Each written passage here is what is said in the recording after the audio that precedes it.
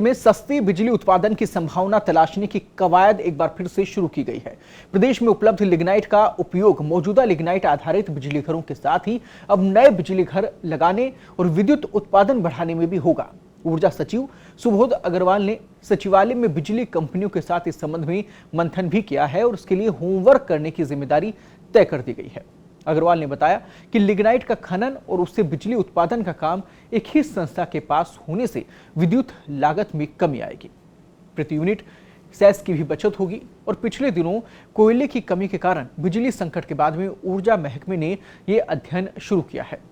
वहीं राजस्थान में भी लिग्नाइट के बड़े भंडार हैं और लगातार खोज भी की जा रही है। ऊर्जा और खनिज विभाग दोनों मिलकर इस पर काम भी करेंगे।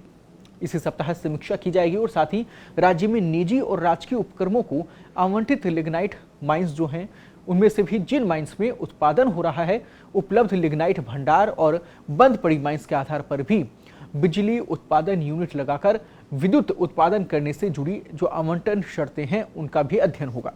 इसके साथ ही खनिज संपदा का उपयोग कम लागत की विद्युत उत्पादन क्षमता विकसित करने में भी हो सकेगा।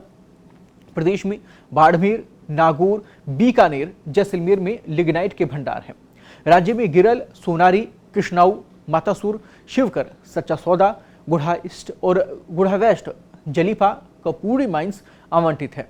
तो नई पहल यहां पर जरूर की जा रही है और लिग्नाइट से सस्ती बिजली की जो उम्मीद है वो यहां पर जगी है। और आखिरकार ये आंखें तब खुली जब प्रदेश में बिजली संकट गहराया, उससे पहले कोयला संकट गहराया और उसकी वजह से बिजली जो थी वो इतनी प्रभावित हुई कि जो भार है वो अब जनता तक डाइवर्ट हो गया है।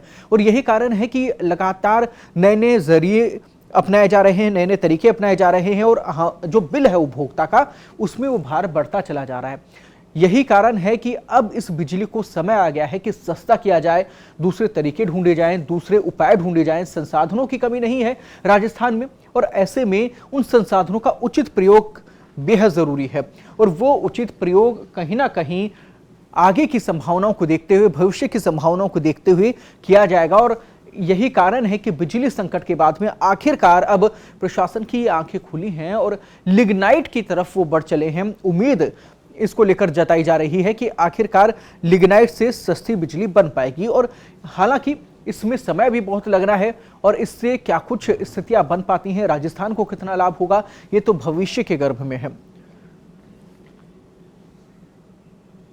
कर रहे थे आखिरकार उपभोक्ताओं पर किस प्रकार से फ्यूल सरचार्ज का झटका लगा है, तो इसके साथ ही हम बात कर रहे थे लिग्नाइट कैसे बिजली सस्ती कर देगी, कैसे बचत करवाएगी। इस विषय को लेकर हम लगातार पूरी जो अपडेट है वो आप तक पहुंचा रहे थे। इस पूरी खबर पर ज्यादा बातचीत के लिए इस वक्त हमारे सहयोगी भवनेश फोन लाइन पर जुड़ गए हैं। भवनेश, क्या कुछ स्थिति है, आखिरकार क्या योजना है, क्या जरिया रहेगा कि लिग्नाइट यहां संजीवनी बन सकता है, उपभोक्ताओं को लाभ दे सकता है? बिल्कुल, लिग्नाइट को लेकर सरकार अब संजीदा हो गई है। जो पिछले दिनों बिजली संकट गया था, कोयले के कारण संकट हुआ था, उसके बाद देश में लगातार सस्ती बिजली को लेकर सरकार ने कवायद शुरू की है। इसी का एक भाग है लिग्नाइट। तो लिग्नाइट जहां जहां हमारे यहाँ पे प्रचुर मात्रा में उपलब्ध है राजस्थान में, तो उसको लेकर जो ऊर्जा सचिव सुबोध अग्रवाल हैं, उन्होंने सभी ऊर्जा विभाग के अधिकारी, डिस्कॉम्स के अधिकारी और माइंस विभाग के अधिकारी, तीनों एजेंसियों को लगाया है कि कहाँ कहाँ लिग्नाइट उपलब्ध है और इसका बिजली उत्पादन में किस तरह से सहयोग किया जा सकता है। भवनेश, जरिया क्या रहेगा लिग्नाइट के जरिए, आखिरकार बचत कैसे हो सकती है और क्या डायरेक्ट उपभोक्ताओं का इसका लाभ मिलने वाला है या फिर पहले पूरा प्रोसेस चलेगा, पूरे प्रोसेस में कितनी यूनिट की बचत हो पाती है, कितने प्रतिशत की बचत हो पाती है खर्चे में, उसके बाद में फिर सारी स्थितियां साफ हो पाएंगी?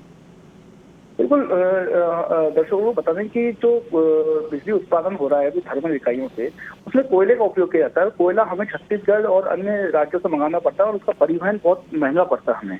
तो जो कि कोयले का ये एक फ्यूल का भाग है लिग्नाइट, जो हमारे राजस्थान में प्रचुर मात्रा में, बाड़मेर हो, नागौर हो, बीकानेर हो, जैसलमेर हो, वहाँ पे प्रचुर मात्रा में उपलब्ध है। तो न केवल हमारी जो संपदा है वो हमें उपयोग की सकती, बल्कि परिवहन का लागत और जो हम कोयला खरीदना उससे भी बचा जा सकेगा, जो महंगा कोयला खरीदा जा रहा है। तो हमें ये एज ए फ्यूल काम में आएगा और जब फ्यूल काम में आएगा तो जो फ्यूल हमें यहीं उपलब्ध है राजस्थान में, तो तय मानिए उससे अगर बिजली उत्पादन शुरू होता है तो बिजली लागत में बहुत अंतर आने वाला है। अब ये देखना है कि ये होमवर्क कर रहे हैं उसमें कितने सफल हो पाते हैं। और ये और एक चीज इसमें गौर करने वाली बात है कि हमारा एक प्लांट राजस्थान राज्य विद्युत उत्पादन निगम का है, तो केरल में लिग्नाइट बेस चालू किया था इन्होंने, लेकिन लिग्नाइट में सल्फर की मात्रा ज्यादा होने के कारण वहाँ पे इसको 2016 में बंद करना पड़ा। तो अब नई सिरे से कवायद शुरू हो रही है, पहली बार राजस्थान में दोबारा जो लिग्नाइट बेस्ड कितने पावर प्लांट हम बना सकते हैं। भुवनेश, एक बेहद ही महत्वपूर्ण सवाल जनता से जुड़ा हुआ है, वो भी मैं आपसे पूछना चाहूंगा कि हर व्यक्ति के जहन में ये सवाल है कि आखिरकार 3 साल में 9 बार फ्यूल सरचार्ज जो लगा दिया गया है, आखिरकार जनता इसे क्यों भुगते, जनता पर इतना बोझ क्यों डाला जा रहा है? बिल्कुल सही कहा कि जो ईमानदार उपभोक्ता है वो इससे बहुत ज्यादा प्रभावित है। लगातार फ्यूल सरचार्ज के नाम पर ये प्रति यूनिट पैसे बढ़ाते रहे हैं। सरकार का दावा रहा है कि हमने टैरिफ नहीं बढ़ाया, लेकिन टैरिफ नहीं बढ़ाने का तर्क बेमाना है, क्योंकि वो किसी न किसी इनडायरेक्ट रूप में पैसा बढ़ा रहे हैं। तो ये जो बिजली संकट के दौरान फ्यूल सरचार्ज भी अब बढ़ा है, तो इससे बचा जा सकता है, क्योंकि इनका जो अनुबंध जो भी है फ्यूल खरीदने का, कोयला खरीदने का, उसमें कहीं ना कहीं कोई खामी है, जिसके कारण हमें फ्यूल का ज्यादा सरचार्ज देना पड़ रहा है। तो लेकिन ईमानदार इस पैमाने नहीं, ईमानदार उपभोक्ता इससे बहुत ठगे जा रहे हैं और सरकार को सोचने का विषय है इससे कैसे बचाया जा सके। अन्यथा ये भी संभव है कि जनता और जो अन्य राजनीतिक पार्टियां हैं वो आंदोलन की राह पकड़ेंगी।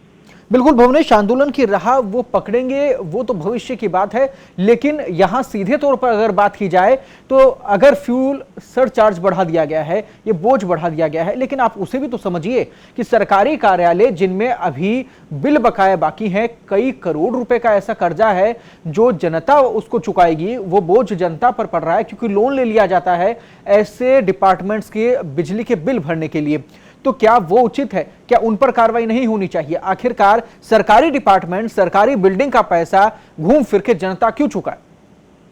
बिल्कुल आप सही कह रहे हैं कि 2100 करोड़ से ज्यादा जो राशि है वो सरकारी विभागों की बकाया है, और जो वो बकाया राशि है वो लोन के रूप में, क्योंकि डिस्कॉम्स की आर्थिक हालत ठीक नहीं है और बकाया राशि को चुकाने के लिए बिजली कंपनियों को लोन लेना पड़ रहा है, और लोन का जो इफेक्ट है वो सीधे हमारे बिजली की दरों में पड़ रहा है।